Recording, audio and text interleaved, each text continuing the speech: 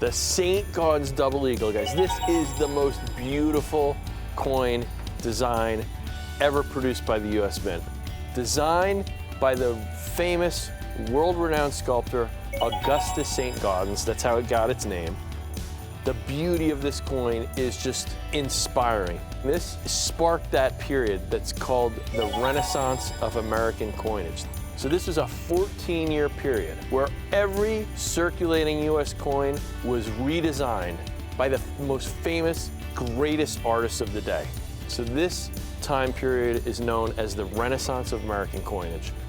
The spark that started this all was with President Theodore Roosevelt. He wasn't too excited about the coins at the time. So this is what he wrote in December of 1904 to Secretary of Treasury Leslie Shaw. He says, "I think our coinage is artistically of atrocious hideousness.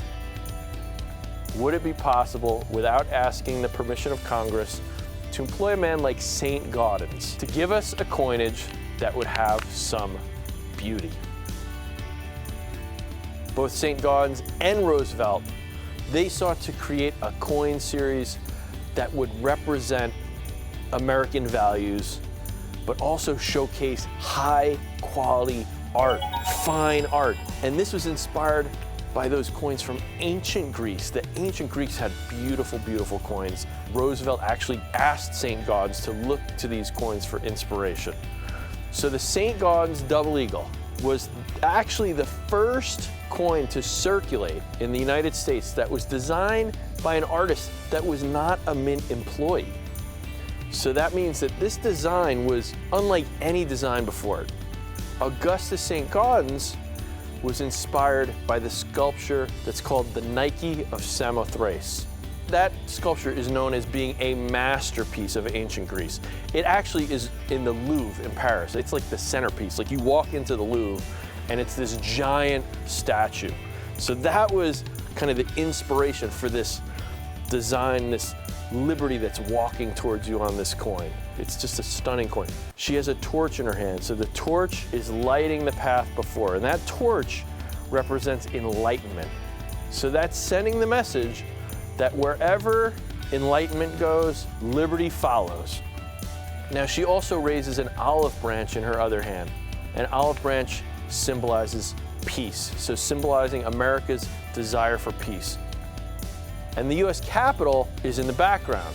So that's noting that liberty has already visited the United States. She's on her way to enlighten the rest of the world. The rays of sunshine, they signal a new day, just as liberty brought new hope to America. Now the reverse depicts a bald eagle. It's actually a young bald eagle, and it's flying over this rising sun. So this is symbolizing America is still in its youth. It's still a young country.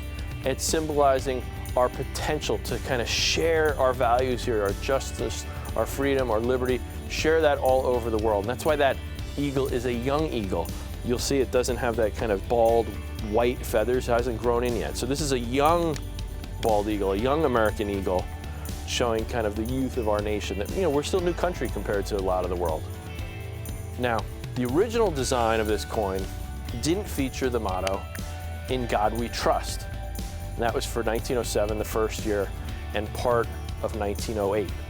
So it was less than a full year that these coins had what we call the no motto variety, coins that did not have the "In God We Trust" motto. So the reason for that is, ever since the Civil War, it was customary to have "In God We Trust" on our coins, on most of our coins.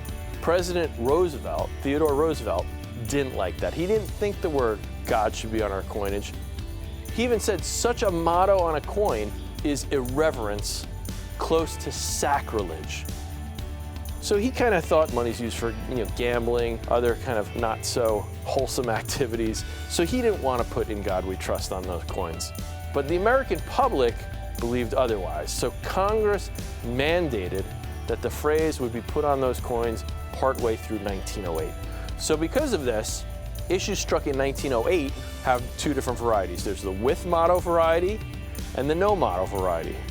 So the motto "In God We Trust" was added to the reverse of the coin, below the eagle, hugging right along that rising sun at the bottom of the coin.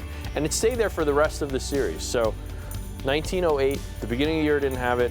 For the rest of 1908, all the way up through the end of the series in 1933, that motto, "In God We Trust," has stayed on that coin. And actually in the 1950s, it was signed into law officially that all of our coins now have to have that motto, "In God We Trust." So the no motto Saint-Gaudens Double Eagles were only struck in 1907, part of 1908, and it only accounts for 7.5% of all Saint-Gaudens ever made are of that no motto variety, the first ones that were made for less than a full year, over 2 different calendar years, 07 and 08. The 1908 no motto Saint-Gaudens, the coin I have right here, this is probably the most popularly collected coin in the series, as it's kind of the closest representation to those original vision of Roosevelt and Saint-Gaudens. The examples that we have here are in gem, mint state 65 condition.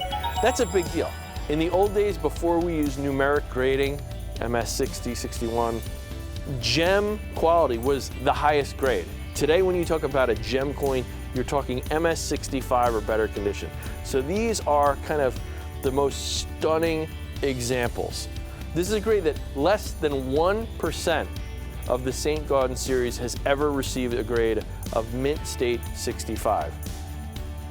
The other coin I have here to represent the with motto version of that Saint-Gaudens Double Eagle, this is a 1928 Saint-Gaudens Gold Double Eagle. This is also a mint state 65 coin. The mint state 65 population of these is only 0.2%, which would be 2 coins out of 1,000 coins have received this grade out of all the 1928s that were struck.